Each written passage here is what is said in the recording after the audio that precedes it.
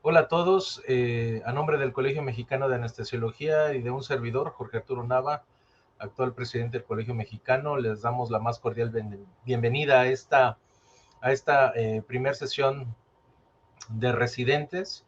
Es para mí un gusto enorme poder dirigirme a ustedes en este momento y hacer la presentación de esta primera sesión, un trabajo en conjunto con el doctor Raúl Carrillo Esper y con la doctora Leslian en la coordinación de estas sesiones virtuales. Y pues para mí es un gusto tener a los residentes participando. Yo creo que algo que debemos de fomentar y que debemos de trabajar es en conjunto con las nuevas generaciones, hay que darles la oportunidad de formarse de manera integral, no solo en la parte asistencial, sino también que vivan la experiencia de volverse ponentes, de transmitir sus conocimientos, porque pues no hay mejor manera de aprender que enseñando. Este es un esfuerzo que estamos haciendo en el Colegio Mexicano de Anestesiología para impulsar la academia, renovarla, darle dinamismo y que todos nuestros agremiados tengan la oportunidad de recibir conocimiento en diferentes escenarios. Y la sesión del día de hoy pues es un comienzo magistral porque empezamos con residentes del Hospital General de México a cargo del doctor Guillermo Becerra, jefe del servicio de anestesiología del Hospital General de México, y pues bueno, bien acompañado de 4 de sus residentes. Evidentemente también hay un trabajo detrás de todos ellos, de todos sus profesores titulares, a los cuales no quiero dejar de agradecer y de nombrar. Eh, eh, Decirles que esto es un esfuerzo coordinado entre todos nosotros para que podamos tener, como ya les decía, nuevas formas de adquirir el conocimiento. Necesitamos seguir insistiendo en el trabajo con los residentes, necesitamos formar líderes de opinión y necesitamos hacer un relevo generacional, y eso es algo importante y es uno de los principales objetivos. Nuevamente les doy las gracias a todos los coordinadores, al doctor Carrillo, Raúl Carrillo Esper, a la doctora Leslian, al doctor Guillermo Becerra, a todos los profesores de estos residentes en el Hospital General de México, y pues los dejo en compañía de estos excelentes ponentes. Muchas gracias y que disfruten la sesión. Hola, ¿cómo están todas y todos ustedes? Mi nombre es Raúl Carrillo. Bueno, y el motivo por el que estamos reunidos en este día es porque vamos a iniciar con un proyecto muy importante que tiene el Colegio Mexicano de Anestesiología. Este proyecto, que es meramente académico y educacional, y para compartir esto que es tan importante de la difusión del conocimiento científico, tiene como objetivo prioritario a los médicos en formación, los médicos residentes. Por eso el Colegio Mexicano de Anestesiología se congratula en que todas y todos ustedes nos estén siguiendo y de esta manera poder continuar de manera grupal, de manera gremial, en este proyecto tan importante. Los residentes, como siempre lo hemos sostenido, son el presente y el futuro de cualquier especialidad y en este caso de la anestesiología. Los médicos residentes son este vínculo y son estos colegas que en un futuro van a llenar esta brecha generacional y que poco a poco y al paso del tiempo van a ir sustituyendo a los que ya vamos para afuera, que estamos ya en otro estado en la práctica de la anestesiología, pero que ellos con su entusiasmo y dedicación y la energía propia de la juventud, pues van impartiendo y van dando este motor, esta energía, para que esta brecha generacional pueda ser sustituida y pueda ser llenada de manera adecuada. Este proyecto de sesiones que tienen, como les comentaba, como vínculo más importante a los médicos residentes y a sus profesores de curso, se pensó ya desde hace algunos meses por la doctora Leslian Mejía, conocida de todos ustedes, también una médico anestesióloga joven de gran proyección, caracterizada por su entusiasmo por la academia y la difusión del conocimiento, y nuestro presidente, el doctor Jorge Nava López, que también apoyó desde un principio este proyecto. fueron unos meses de estarlo preparando, de estar organizando las sesiones, de estar contactando a todas y a todos los colegas que iban a participar y también con los colegas que nos van a ayudar en la filmación y en la distribución por medios electrónicos de este interesante y ambicioso proyecto del colegio. Y una vez que todo esto se conjuntó y que ya logramos obtener la anuencia de nuestro presidente y de su mesa directiva, tener el programa académico científico, tener una excelente grabación y difusión de este evento académico, pues iniciamos con la primera reunión. Y la primera reunión, bueno, la vamos a hacer en conjunto el Colegio Mexicano de Anestesiología con el Hospital General de México, doctor Eduardo Lisiaga. De todos es bien conocido que el Hospital General de México ha sido y será uno de los bastiones de la medicina mexicana. Desde su fundación, a principios del siglo pasado, por el doctor Eduardo Lisiaga, que fue el promotor de esto, claro, junto con otros artífices de este gran proyecto. Bueno, desde su fundación el Hospital General de México ha sido el semillero en la formación de una gran cantidad de especialistas que vinieron a llenar diferentes nichos a lo largo y ancho del país, no solamente en la Ciudad de México, nichos que dieron lugar a la diseminación de las especialidades y a la formación de nuevas escuelas de las diferentes especialidades, como les comentaba, en todo nuestro país. Y también fue el motor primigenio, esa llama primigenia, que dio origen a las diferentes instituciones de salud que actualmente están vigentes en nuestro país. Por eso el Colegio Mexicano de Anestesiología se congratula en tener a nuestros primeros invitados que van a abrir con este ciclo de simposios impartidos por médicos residentes este proyecto académico de nuestro colegio. Y va a estar con nosotros también como parte de esta sesión la doctora Leslian Mejía, que a continuación dirigirá unas palabras a todos ustedes, y como coordinador de esta va a estar el profesor, el doctor Guillermo Becerra Escobedo, distinguido anestesiólogo mexicano, que en la actualidad es el jefe del Servicio de Anestesiología del Hospital General de México, doctor Eduardo Lisiaga, y también profesor titular del curso de la especialidad de anestesiología ante la División de Estudios de Posgrado de la Facultad de Medicina de la Universidad Nacional Autónoma de México. Entonces vamos a dar inicio a este gran proyecto que, como ya les había comentado, tardó muchos meses en desarrollarse, ha sido un proyecto muy bien pensado y bueno, esto con el objetivo, lo repito, de posicionar a nuestros médicos residentes, que son el presente y el futuro de la especialidad. Y ya sin más, quiero agradecer a nuestro presidente y a su mesa directiva, reiterarles el agradecimiento por todo el apoyo que hemos recibido para desarrollar este importante evento académico. Y sin más, los dejo con la doctora Leslian Mejía, que también les dirigirá unas palabras, y posteriormente el doctor Guillermo Becerra Escobedo va a dirigirles también las palabras introductorias y hará la presentación de sus médicos residentes de esta sesión muy importante que tratará de un tema de actualidad en la anestesiología, que es sobre la anestesia total intravenosa y diferentes escenarios clínicos en los cuales podemos seguir con esta técnica anestésica. Bienvenidos y nos seguiremos viendo mensualmente con esta interesante iniciativa, con este proyecto educacional y de difusión del conocimiento científico. Disfruten el evento y seguiremos en contacto. Saludos. Hola, gracias por acompañarnos en este primer foro de residentes del Colegio Mexicano de Anestesiología.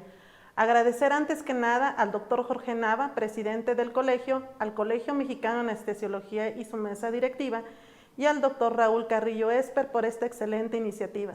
Soy la doctora Leslian Mejía y les damos la bienvenida a este primer foro de residentes.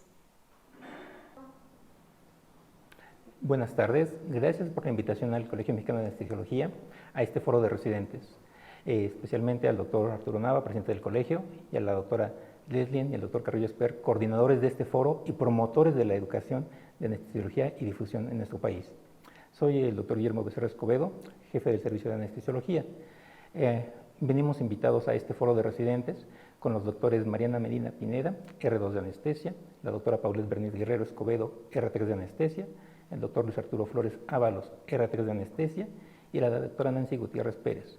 Venimos a presentarles algo de lo que hacemos en el Hospital General de México y que nos ha caracterizado, que es la anestesia total intravenosa. Cabe mencionar que la historia del Hospital General de México va desde el 5 de febrero de 1905, en que se inauguró por el presidente Porfirio Díaz. Durante toda esta trayectoria se han realizado una N cantidad de anestesias, que han sido todo un caminar por este mundo, que fue desde técnicos, anestesistas, enfermeras, anestesiólogos externos, pero tardaron 56 años hasta que en 1961 se estableció el primer curso de anestesiología de nuestro país, siendo cuna de el Hospital General de México. Gracias a ello, posteriormente otras unidades, dependencias se unieron a estas necesidades y formaron los demás cursos homologados de anestesiología con el reconocimiento universitario de la UNAM. Pues bueno, no queda más que dejar la presentación de mis residentes y nuevamente agradecer al colegio esta invitación. Hola, buenas tardes. Mi nombre es Mariana Medina, soy residente de segundo año de anestesiología en el Hospital General de México. Y antes de continuar, quiero agradecer al colegio y al hospital por la invitación, y a mis coordinadores, el doctor Héctor Tapia y el doctor Guillermo Becerra. Bueno, vamos a empezar hablando de nuestro caso clínico. Ella es una paciente femenina de 43 años de edad, tiene diagnóstico de aneurisma sacular en la arteria carótida interna en el segmento C7. Es un aneurisma que no está roto. Está programada para craniotomía terional y clipaje de aneurisma. Como únicos antecedentes de importancia, ella es alérgica a la penicilina y tiene un consumo crónico de cannabis vía oral y en cigarrillo mínimo 3 veces al día. En la valoración preanestésica encontramos su padecimiento actual, que es una cefalea crónica, razón por la cual se realizaron los múltiples estudios y encontramos el aneurisma. A la exploración física, la paciente está neurológicamente íntegra, con un Glasgow de 15 puntos, y a la exploración de la vía aérea no encontramos ningún predictor de vía aérea difícil.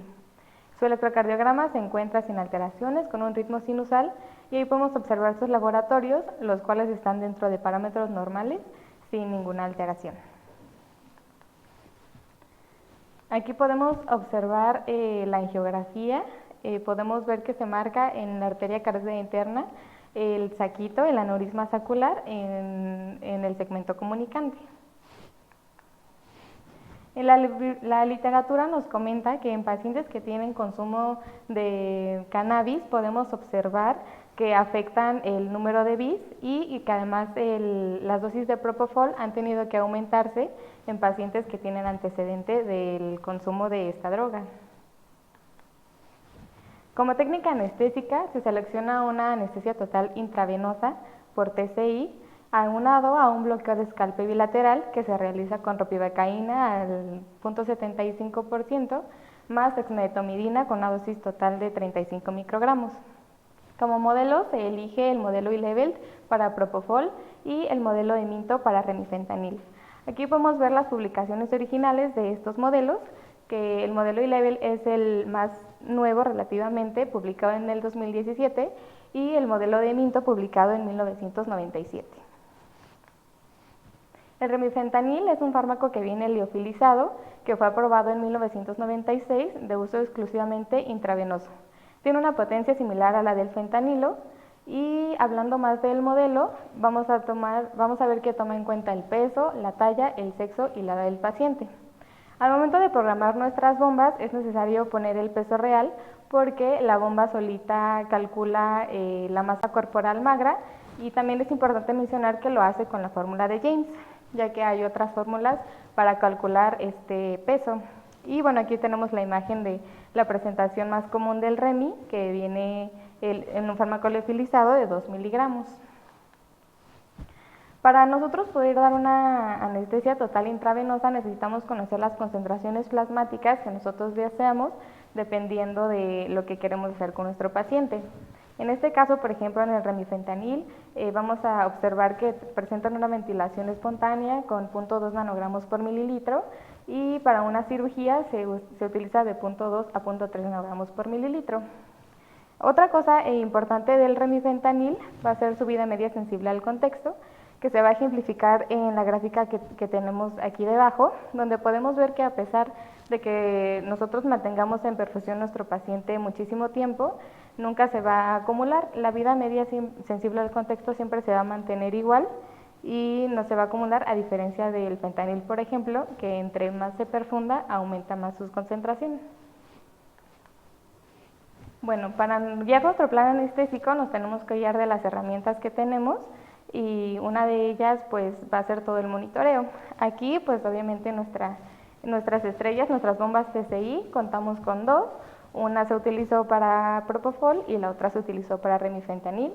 Contamos con monitoreo de gasto cardíaco, contamos con monitoreo de TOP, se coloca electroencefalografía, nuestro monitoreo de radical 7, el SedLine, ANI, y también se colocó una línea arterial para la presión invasiva.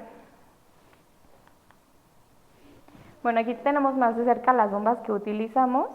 Estos también cuentan con sus mismos equipos especiales, que son bombas antirreflujo y que además no necesitan tener una solución de base como para ir arrastrando el fármaco. Y bueno, ahí donde dice data es donde nosotros ponemos la concentración a la que queremos llegar, y al lado pues se va a ver qué tanto van, cuál es la velocidad del fármaco en mililitro hora.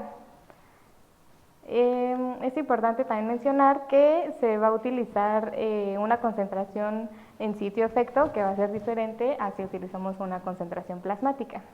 Entonces, para la inducción, que la comenzamos a las 10 de la mañana, pues iniciamos nuestra bomba de propofol con una concentración que inicialmente la habíamos empezado a 3.5 por los antecedentes ya comentados del paciente, pero al contar con nuestro monitoreo de profundidad anestésica, nos dimos cuenta que no era necesario y que estábamos sobredosificando al paciente, por lo tanto la disminuimos a 2.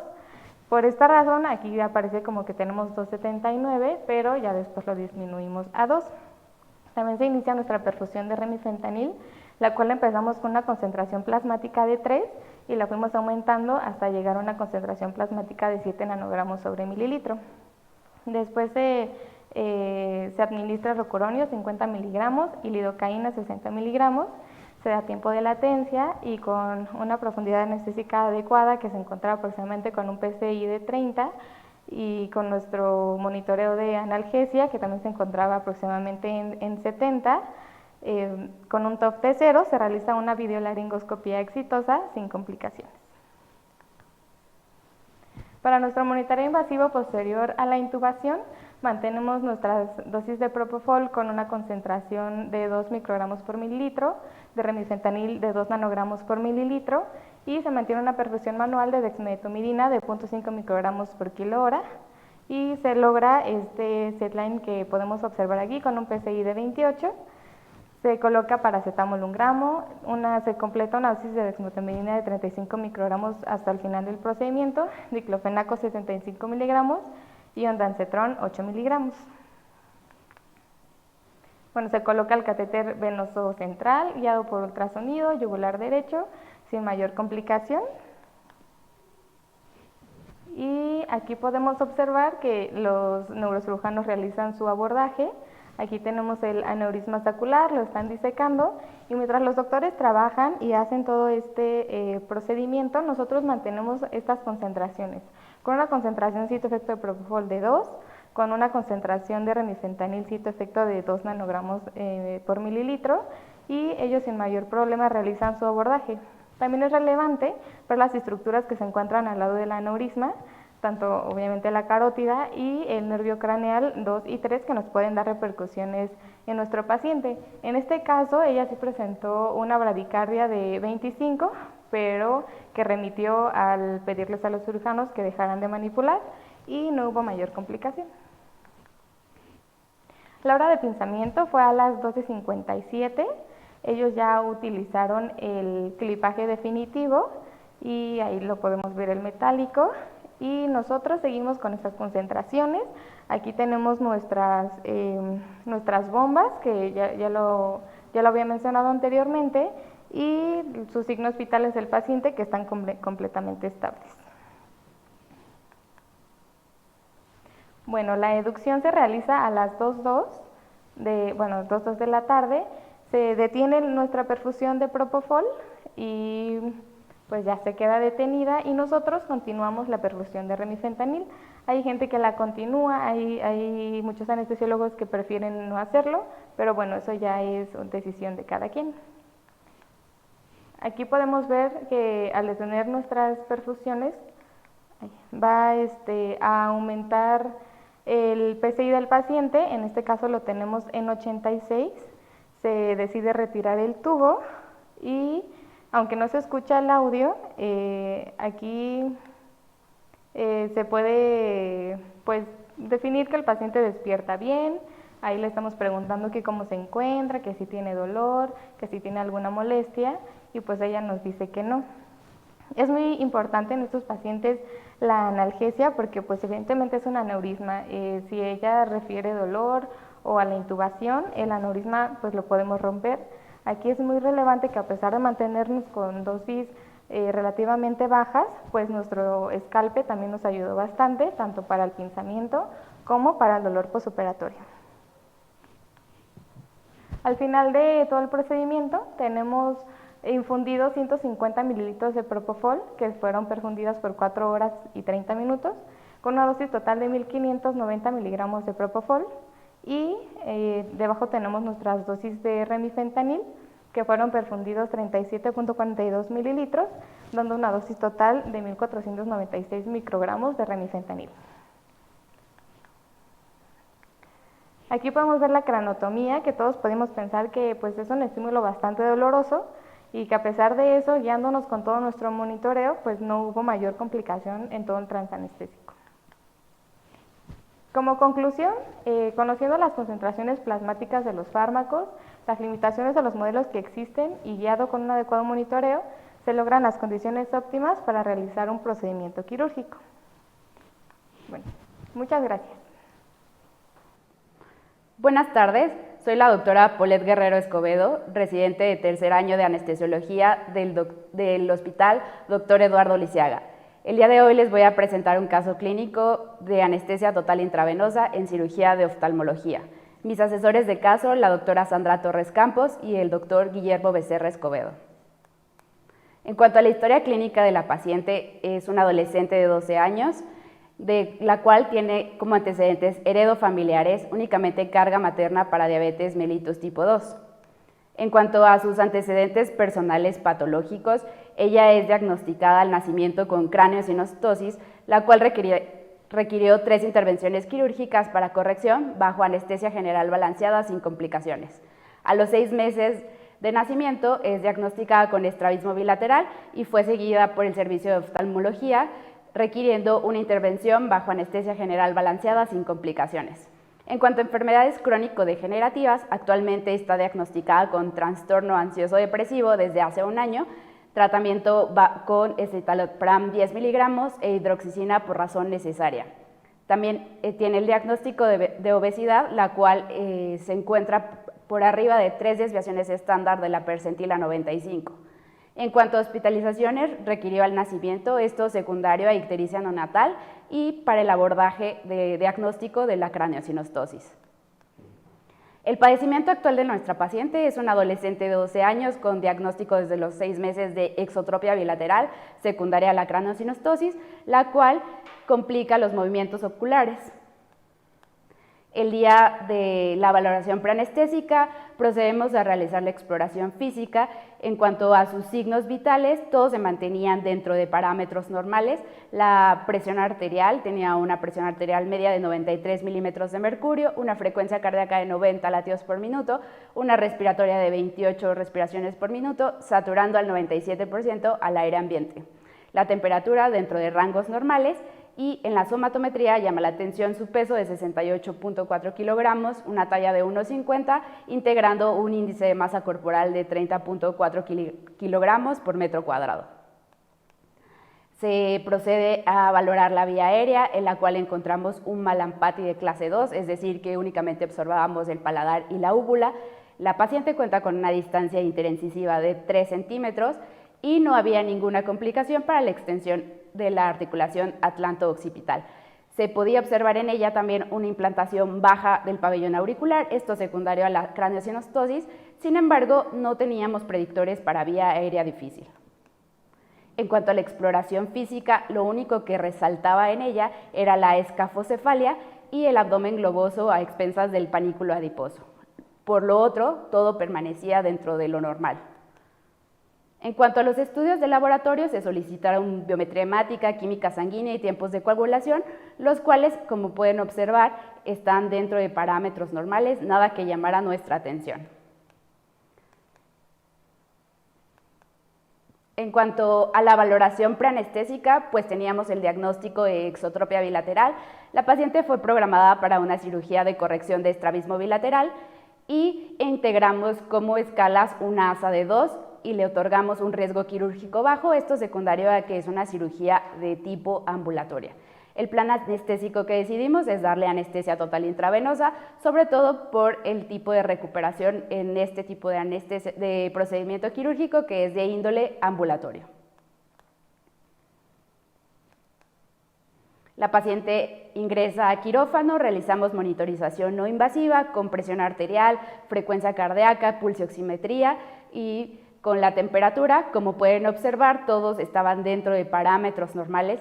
Asimismo, hacemos monitorización de la profundidad anestésica con SETline, pudiendo encontrar un índice de estado cerebral de la paciente 91, característica de un paciente despierto, y también se le coloca monitoreo de la relajación neuromuscular a través de un tren de 4.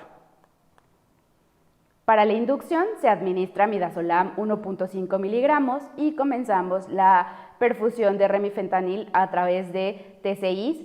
Se decide usar modelo Minto para una concentración plasmática objetiva, comenzando de 3 nanogramos por mililitro hasta alcanzar la concentración plasmática de 5 nanogramos por mililitro. Asimismo, se coloca un bolo de lidocaína a 1 miligramo por kilogramo de peso y una vez alcanzada la concentración plasmática objetivo del opioide, se comienza la perfusión de propofol a través del modelo Elevel con una concentración plasmática objetivo de 5 microgramos por mililitro. Se comienza a dar la estimulación de la relajación neuromuscular con el tren de 4, el basal lo tenemos en 83 y a partir de eso se administra como relajante neuromuscular rocuronio 36 miligramos intravenoso. Como pueden observar en la imagen, tenemos las bombas TCIs en la cual está el propofol y el remifentanil perfundiéndose. Una vez alcanzados los objetivos plasmáticos de concentración plasmática de nuestros fármacos y las características adecuadas en cuanto al monitoreo de nuestra paciente, es decir, una PCI de 40 y una relajación neuromuscular de 0% a través del TOF, procedo a realizar la videolaringoscopía con una hoja Macintosh número 3, insertar un tubo orotraqueal número 7 y conectar a la paciente a ventilación mecánica controlada por volumen con un volumen corriente de 350 mililitros, una frecuencia respiratoria de 17 respiraciones por minuto, un índice inspiración-expiración relación 1-2 y una PIP de 5. Para el mantenimiento de la anestesia de nuestra paciente se continúa con la perfusión de propofol. ¿Por qué decidimos utilizar el modelo Elevel? Esto es porque ellos integraron pacientes desde los 3 años hasta los 18 años, incluyendo adolescentes, y porque incluyeron a un paciente obeso, lo cual pues corresponde a las características de nuestra paciente. ¿Por qué no utilizar un modelo como Pifus orocataria? Esto fue debido a que ellos incluyen adolescentes, sin embargo su peso máximo es de 61 kilogramos. Nuestra paciente salía de este rango. Entonces la perfusión, el objetivo que mantuvimos para este tipo de cirugía menor fue de 4 a 5 microgramos por mililitro. En cuanto al opioide, el remifentanil, se siguió utilizando el modelo Minto con una concentración plasmática de 3 nanogramos por mililitro. Como fármaco adyuvante, la lidocaína se perfunde manualmente a través de una dosis de 25 microgramos por kilogramo minuto. Y como analgesia multimodal utilizamos como AINE ketorolaco 60 miligramos y paracetamol 1 gramo intravenoso para prevenir el dolor postoperatorio. En cuanto al mantenimiento, hablando un poco, esta es una tabla de un artículo de revisión del 2019, en la cual podemos ver que se nos sugiere para una cirugía menor la combinación de propofol con remifentanil y teniendo en cuenta concentraciones plasmáticas objetivo entre 2.5 a 4 microgramos por mililitro para propofol y para remifentanil de 2 a 4 nanogramos por mililitro.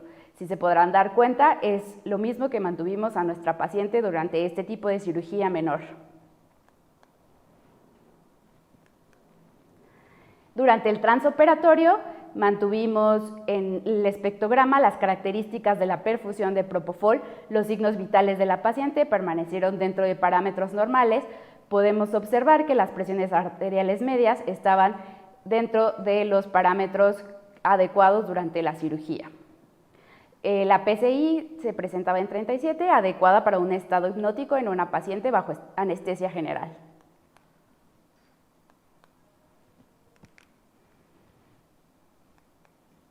En resumen, las dosis totales que, una vez cerradas las perfusiones, que obtuvimos, tanto como podrán ver en la imagen de arriba de nuestro hipnótico propofol, fue una dosis total de 1.231 miligramos, de remifentanil 972 microgramos y de lidocaína una dosis total de 235 miligramos intravenosos. Una vez cerradas las perfusiones, con las dosis totales que mencioné en la diapositiva anterior y obteniendo los parámetros para una educción, es decir, un TOF al 100%, podemos observar en el espectrograma del SET-line cómo va disminuyendo el patrón característico de propofol, se van desapareciendo las ondas alfa y delta de propofol, esto muy bien correlacionado con la PCI de 60 y 71 de un paciente con características de despierto. Y en la extrema derecha podemos ver la imagen de los signos vitales dentro de los parámetros deseados para una educción. En esta diapositiva únicamente mostrarles la hoja del transanestésico, los tiempos quirúrgicos. El tiempo quirúrgico total fueron 65 minutos, el tiempo anestésico 93 minutos, un tiempo de despertar de 10 minutos. En el video que se muestra en la parte inferior podemos ver cómo la paciente se mantuvo con un patrón característico e hipnótico adecuado para la cirugía. Bueno, finalmente, ¿qué nos deja un caso clínico de TIVA? Debemos tomarlo como una alternativa viable, sobre todo en pacientes pediátricos, y tener muy en cuenta sus diferentes aspectos farmacocinéticos y farmacodinámicos que van de la mano con la variabilidad individual. Y que utilizar anestesia total intravenosa en pediatría tiene ventajas como ya bien establecidas, como el menor riesgo de reactividad de la vía aérea, menor riesgo de náusea y vómito postoperatorio, así como una recuperación rápida y una menor contaminación ambiental, entre otras. Buenas tardes a todos. Me presento, soy el doctor Luis Arturo Flores Ábalos, residente de tercer año del Hospital General de México. Antes de iniciar con la plática, me gustaría agradecer al colegio y al doctor Becerra por la invitación a esta sesión académica. Es un gusto para mí presentarles este caso clínico sobre un trasplante de córnea bajo anestesia total intravenosa en modo manual.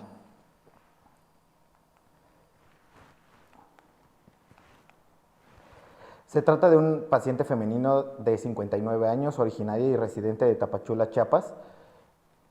Ocupación, ama de casa, cuenta con antecedentes de alérgicos al polvo, quirúrgicos positivos, secundaria a una OTB hace 34 años bajo anestesia neuroaxial sin complicaciones, una FACO más colocación de lente intraocular en 2018 bajo pseudoanalgesia sin complicaciones. En cuanto a la exploración física, la paciente se encuentra consciente, orientada, con una escala de Glasgow de 15 puntos, pupilas centrales, nariz sin alteraciones. En cuanto a la vía aérea, con una apertura bucal normal, distancia interincisiva mayor de 3 centímetros, adoncia parcial, con presencia de prótesis dentales, sin piezas flojas. Malampati 3, protusión mandibular 2, cuello corto, simétrico, con buena hiperextensión, patila Aldrete 2, Bellhaus Doré de 1. Con signos vitales durante la valoración preanestésica dentro de parámetros normales.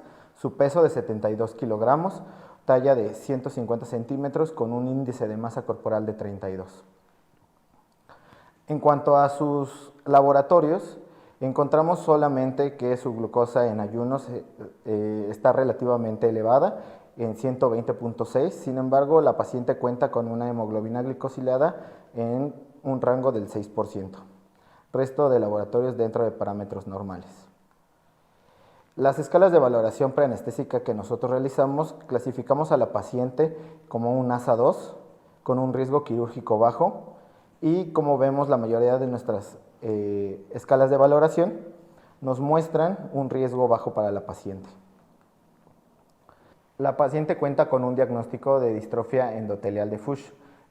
Esta patología se caracteriza por una rápida lesión en células endoteliales en la córnea, provocando posteriormente un edema corneal, que a su vez provoca una lesión y una disminución de la agudeza visual. Es lentamente progresiva y se asocia a un origen congénito. La paciente está programada para una cirugía, para un trasplante de córnea, con un plan anestésico, con una anestesia total intravenosa en modo manual. La paciente ingresa de hospitalización, consciente orientada, se realizó monitorización no invasiva con electrocardiograma continuo, pulso oximetría, temperatura y presión arterial no invasiva, con signos vitales basales con una frecuencia cardíaca de 116 latidos por minuto, una saturación del 96%, 21 respiraciones por minuto, con una presión arterial de 149/84. Y algo que es muy importante cuando se va a realizar este tipo de anestesia es saber cómo vamos a realizar la perfusión de nuestros medicamentos, por lo cual nosotros recomendamos que las perfusiones se encuentren lo más proximal a nuestro catéter. Nosotros utilizamos estas dos llaves de 3 vías y este sistema antirreflujo que nos permite colocar 2 medicamentos en una sola vía. Lo siguiente fue realizar una monitorización de la profundidad anestésica con el SedLine y colocar el tren de 4. Lo siguiente fue realizar nuestra inducción, para lo cual se realizó el bolo de fentanilo calculado con la fórmula de bolo a plasma, que nos dice que es la concentración plasmática en microgramos mililitros por el volumen de distribución de nuestros fármacos en mililitros kilogramo, por lo cual nosotros teníamos una concentración plasmática objetivo de 6.6 microgramos, de 6.6 nanogramos mililitro por el volumen de distribución 600 mililitros kilogramo, dándonos un resultado de 3.96 microgramos por kilogramo de peso. Por practicidad decidimos redondearlo a 4 microgramos por kilogramo de peso. Escogimos su peso ideal, 50 kilogramos, dándonos un bolo a plasma de 200 microgramos. El siguiente medicamento que se administró fue lidocaína, 60 miligramos, a una dosis de 1.2 miligramos por kilogramo de peso. Durante la latencia podemos observar en nuestra imagen A que hubo un ligero cambio con respecto al trazo basal de nuestro SedLine que les mostré en la transparencia anterior.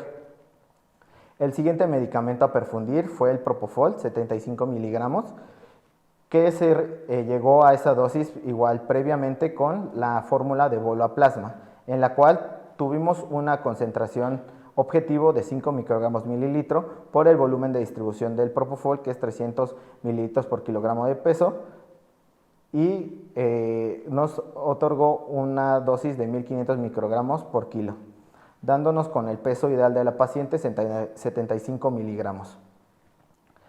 Este se perfundió directamente y se programó en la bomba, como podemos observar en la imagen B. Posterior a la administración del bolo, podemos observar que hubo un cambio significativo en nuestro PCI y en nuestro espectrograma en la imagen C. Tras realizar la administración del bolo de Propofol, pudimos realizar la calibración de nuestro tren de 4 y administrar nuestro relajante neuromuscular, que en este caso fue rocuronio 50 miligramos, a una dosis por kilogramo de peso de 1 miligramo. Tras dar la latencia de nuestros medicamentos y tener una relajación neuromuscular adecuada, según nuestro tren de 4, pudimos realizar la videolaringoscopía, observando al primer intento nuestras cuerdas vocales y pasando una sonda orotraqueal número 7 con un neumotaponamiento de 3 cc fijada a 20 centímetros de la comisura labial y teniendo un trazo de nuestro PCI por el setline posintubación de 36. En esta transparencia mi objetivo es mostrarle cómo llevamos a cabo la perfusión, la velocidad de perfusión de nuestro propofol o de nuestro hipnótico. Para esto utilizamos la fórmula de perfusión en la cual necesitamos la concentración plasmática deseada en microgramos mililitro multiplicada por el aclaramiento en mililitros kilogramo minuto, para lo cual iniciamos posterior al bolo en una perfusión a una concentración de 4 microgramos mililitro multiplicado por el aclaramiento del propofol, que son 30 mililitros kilogramo minuto. Obtuvimos este inicio en 120 microgramos kilogramo minuto, que posteriormente fuimos titulando, todo guiado por la profundidad anestésica. Desde la imagen A, que es la primera velocidad de perfusión, fuimos descendiendo gradualmente y pues algo que pues debemos de ver cómo va a ir aumentando el medicamento perfundido. A continuación me quise representar las concentraciones plasmáticas a las cuales llegamos durante diferentes puntos en nuestro transanestésico, para lo cual necesitamos utilizar la fórmula inversa al plasma, en la cual nos solicita tener una dosis total, dividirla entre el tiempo en ese momento sobre el aclaramiento que viene en mililitros kilogramo minuto, para lo cual después de la administración del bolo tenemos una concentración de 5 microgramos mililitro, la cual durante el transanestésico se mantiene en descenso gracias a la titulación por nuestra profundidad anestésica. La siguiente perfusión que se realizó fue la perfusión de nuestro opioide, la cual iniciamos posterior al bolo una velocidad de perfusión a 0.039 microgramos kilogramo minuto, que esta velocidad se obtuvo exactamente con la misma fórmula que la del propofol, que posteriormente aproximadamente como a las 12 horas se disminuyó a 0.026 microgramos por kilogramo minuto, manteniéndose así durante todo el transanestésico hasta las 13:48, que es hora de cierre de nuestro opioide. En cuanto a nuestro adyuvante, la dexmedetomidina, se inició y se mantuvo en una perfusión de 0.2 microgramos kilogramo hora. Asimismo, el mismo ejercicio que realizamos con el propofol lo realizamos con el fentanil. Utilizando nuestra fórmula inversa al plasma, pudimos calcular las concentraciones plasmáticas del fentanilo en distintos puntos durante nuestro transanestésico, viendo cómo este va descendiendo hasta 0.04 microgramos mililitro o 4 nanogramos mililitro, que es la dosis antes del cierre o tras el cierre. Algo que se me hizo muy importante pues hablar y ver es cómo van modificándose nuestra velocidad de nuestro hipnóptico y en relación a la profundidad anestésica, guiándonos por nuestro PCI. Además, tomé la presión arterial media como un parámetro pues directo de tratar de englobar la hemodinamia y cómo éstas iban modificándose durante el transanestésico.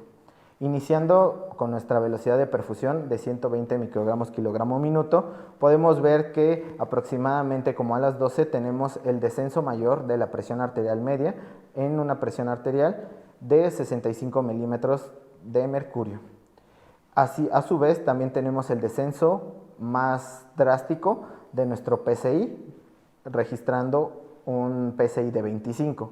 Vemos que posteriormente nosotros vamos disminuyendo nuestra velocidad de perfusión y vamos manteniendo y mejorando nuestro PCI. Siempre pues observando el espectrograma y cómo se relaciona con nuestra hemodinamia. Esto hasta el cierre a las 14:20 con una hemodinamia que se mantiene bastante estable. No quería dejar de lado los demás signos vitales.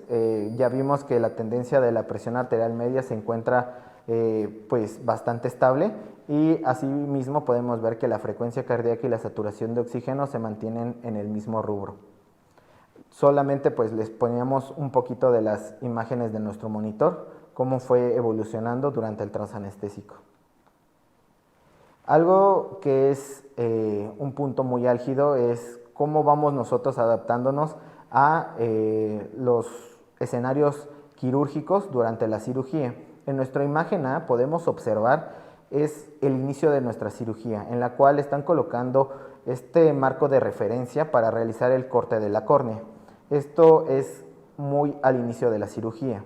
En cambio, en nuestra imagen B podemos ver que ya están retirando como tal el tejido corneal y nos da paso al momento más importante de la cirugía, al cual al retirar el tejido corneal entramos en una etapa que se llama a cielo abierto. En esta etapa la profundidad anestésica es muy importante, ya que si el paciente se sale de plano anestésico puede tener salida de contenido del globo ocular. Y por último, en la imagen C podemos observar cómo está posterior a que colocan la córnea trasplantada y cómo se fijan con los puntos con la sutura quirúrgica. Ahora vamos a resumirlo todo. Tenemos nuestro hipnótico, el Propofol, con una dosis total de 966.84 miligramos, con un tiempo total de administración de 178 minutos, con una concentración plasmática al cierre de 3.62 microgramos mililitro. Nuestro opioide, el fentanilo, con una dosis total de 350 microgramos, con un tiempo total de administración de 133 minutos y con una concentración plasmática al cierre de 4 nanogramos mililitro. Nuestro adyuvante, la dexmedetomidina, con una dosis total de 17 microgramos, con un tiempo total de administración de 55 minutos. En cuanto a los tiempos quirúrgicos, el tiempo quirúrgico total fue de 2 horas 53 minutos, el tiempo anestésico total fue de 3 horas 10 minutos, con un tiempo de despertar de 12 minutos. Ya que hablamos del despertar, les muestro en este pequeño video la secuencia de extubación. En la siguiente imagen podemos observar nuestro set line, en el cual el PCI, que está resplandecido de amarillo, tenemos un PCI de 74. Un espectrograma totalmente diferente, y en nuestro electroencefalograma procesado totalmente diferente al basal. Posteriormente la paciente solamente se le acercó su mascarilla facial con oxígeno a 4 litros por minuto y podemos observar totalmente el cambio en nuestro espectrograma con un PCI de 81. Después de analizar este caso y adentrarnos en este caso clínico, pues nos quedaron y quisiera compartir dos conclusiones con todos.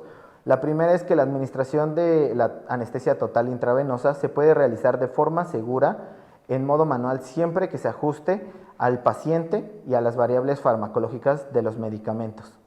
Y la segunda es que la monitorización de la profundidad anestésica nos permite guiar la hipnosis administrando la cantidad de fármaco necesaria para el paciente, evitando la sobredosis. Y pues por último quisiera agradecer al equipo quirúrgico, al equipo de enfermería y a la doctora Sandra Torres, que me acompañó en la cirugía y en todo el caso clínico. Sería todo. Gracias.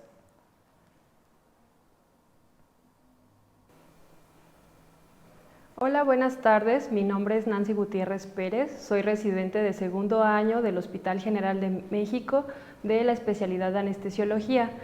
Antes que nada, quiero dar un agradecimiento al colegio y al Hospital General por esta invitación para presentar el caso clínico de TIVA en neurocirugía, así como a mis asesores, el doctor Héctor Tapia y el doctor Guillermo Becerra. Vamos a comenzar. El caso clínico se trata de un paciente masculino de 29 años de edad, de ocupación ayudante de construcción.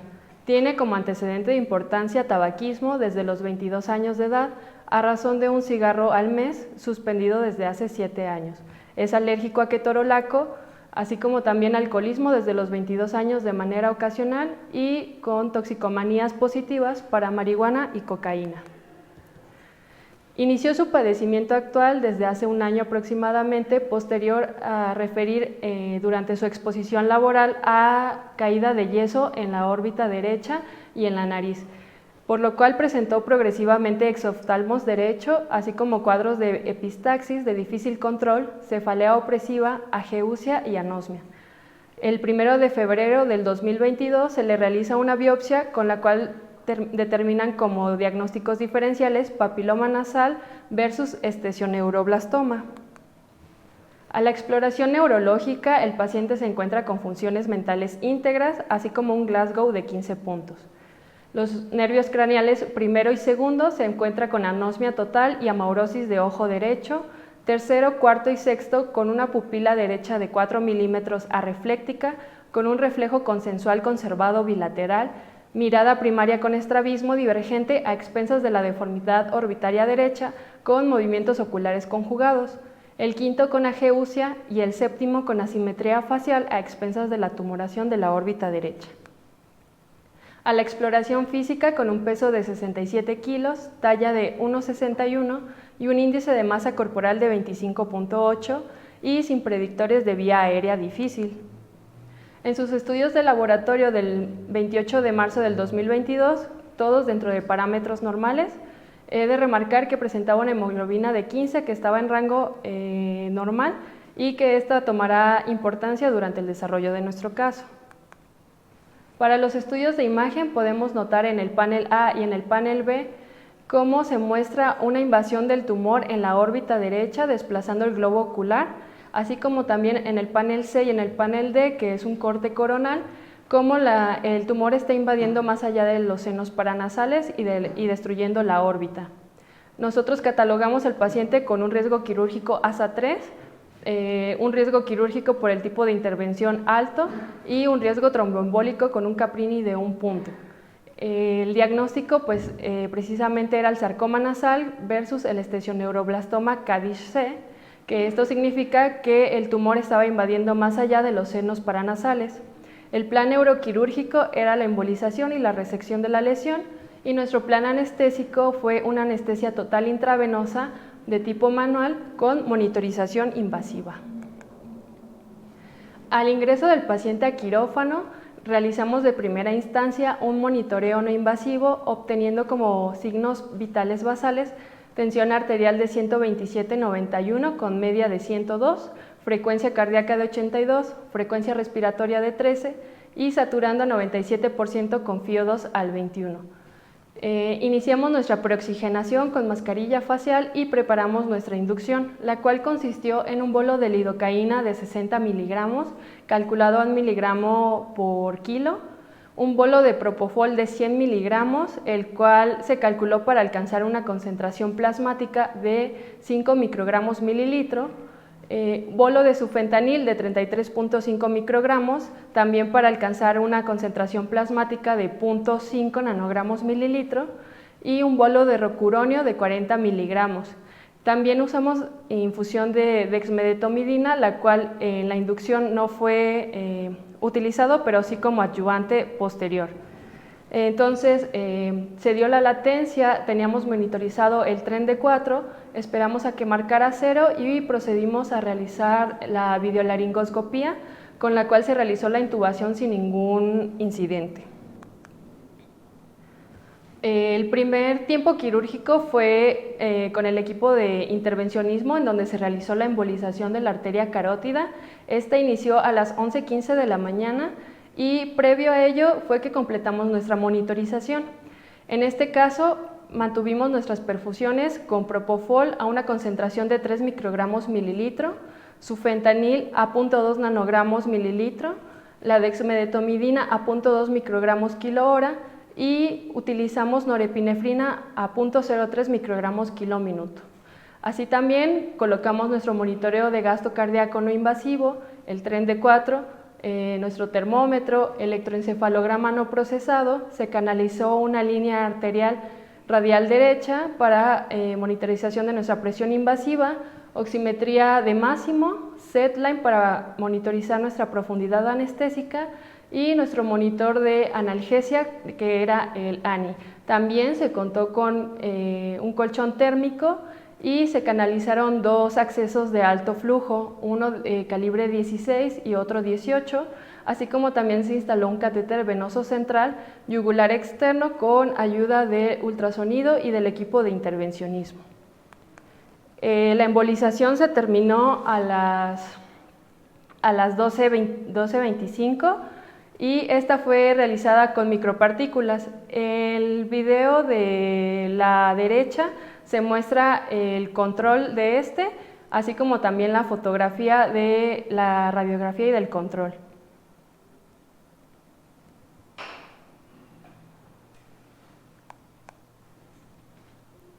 Posterior a ello, se inició el equipo de neurocirugía a las 13:15 horas y previo al pinchamiento y posición del paciente realizamos un bloqueo de escalpe con ropivacaína, fueron 75 miligramos con 70 microgramos de dexmedetomidina. En este momento fue cuando tuvimos la necesidad de aumentar las perfusiones. En este caso el propofol se mantuvo a 3.5 a 4 microgramos mililitro. El sufentanil, guiados con nuestra monitorización de analgesia, se mantuvo a 0.2 nanogramos mililitro, la dexmedetomidina a 0.2 microgramos kilo hora y utilizamos un rango de norepinefrina de 0.03 a 0.05 microgramos kilo minuto. En estas imágenes podemos ver el mantenimiento mientras se encontraba trabajando el equipo de neurocirugía.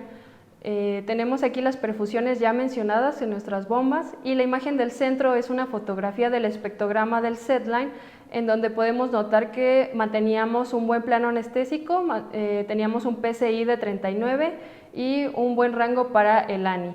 En la imagen superior del lado derecho tenemos nuestros parámetros ventilatorios, los cuales no fueron tan diferentes a el primer tiempo que fue la embolización, y en la parte inferior nuestro monitor con demás signos vitales. Para las 17:05 horas se integró el equipo de tumores mixtos para continuar con la resección del tumor de la parte nasal y la enucleación del globo ocular derecho. En esta imagen de la izquierda tenemos en rojo la hemoglobina marcada por nuestra oximetría, que era con el radical, y manteníamos todavía un PSI en plano de 31. Sabíamos en este momento que la resección iba a tener un mayor riesgo de sangrado y precisamente se encontró el mayor sangrado durante toda la cirugía. Entonces tuvimos que aumentar nuestras perfusiones. En este caso el sufentanil se aumentó a 0.3 nanogramos mililitro, el mantenimiento del propofol fue de 2.5 a 3 microgramos mililitro y se había terminado la perfusión de dexmedetomidina, que fue en un total 85 microgramos. Previo a que iniciara el equipo de tumores mixtos, pasamos un bolo de ácido tranexámico de 1 gramo a través de la bomba, y el rango de norepinefrina fue de 0.08 hasta 0.2 microgramos kilo minuto. Debido a que fue un sangrado de aproximadamente 2.300 mililitros, tuvimos que realizar una reanimación tanto con cristaloides como con 3 concentrados eritrocitarios. Se transfundieron los 3, se administraron 2 gramos de gluconato de calcio y se tomaron también las gasometrías pertinentes. En este momento les muestro una imagen que es del lado izquierdo, en donde nuestra oximetría del radical nos marcaba ya una hemoglobina de 10.9, que pues nos indica un sangrado importante. Así como también el PSI estaba en 53, alertándonos de que estábamos saliendo del plano anestésico, por lo cual aumentamos las perfusiones de propofol. Y la imagen del medio podemos ver ya una vez realizada la reanimación, en el cual tuvimos una hemoglobina de 12.7 y manteníamos un buen plano anestésico con un PSI de 38 y una buena nocicepción. Se corroboraba esto con gasometría, la cual posterior a la reanimación nos marcaba hemoglobina de 13.6. El procedimiento quirúrgico terminó a las 21:40 horas y para ese momento ya solo el equipo de neurocirugía se dedicó a colocar la malla para la reconstrucción de la órbita y el cierre de la craniotomía. La imagen de la derecha podemos ver la última fotografía del espectrograma en el cual el paciente aún se mantenía con un buen plano anestésico y con una buena nocicepción. Nosotros decidimos no extubar al paciente, por lo tanto se trasladó a la unidad de cuidados intensivos. La duración de nuestro transanestésico fueron 12 horas con 50 minutos y tuvimos un total de sufentanil de 191 microgramos para una concentración plasmática de 0.3 nanogramos mililitro. Lo trasladamos con una perfusión de propofol y al momento nosotros de entregarlo y terminar nuestra perfusión fue un total de 3.719 miligramos, así como también se entregó con una perfusión de norepinefrina a 0.05 microgramos kilominuto y el total de dexmedetomidina que habían sido 85 microgramos. Cuantificamos un sangrado total de 2.300 mililitros y podemos ver allí una imagen del estado del paciente previo a su traslado a la unidad de cuidados intensivos, así como también una foto de nuestro ventilador previo al traslado, el cual también se realizó con un ventilador de traslado, que fueron con un tiempo transquirúrgico aproximado de 9 horas y media. La imagen superior derecha tenemos nuestro monitor con los últimos signos vitales antes de su egreso y la fotografía inferior es de nuestra bomba de la perfusión de propofol con el total infundido. En este video podemos ver cómo quedó toda la reconstrucción de la órbita, así como el cierre de la craniotomía posterior a toda la resección del tumor. Y el paciente se extubó en la unidad de cuidados intensivos hasta el 4.º día. Así bien, nuestras conclusiones es que la anestesia total endovenosa es posible en todos los escenarios quirúrgicos, sobre todo si contamos con una adecuada monitorización tanto de nuestra profundidad anestésica, analgesia y de nuestra estabilidad hemodinámica.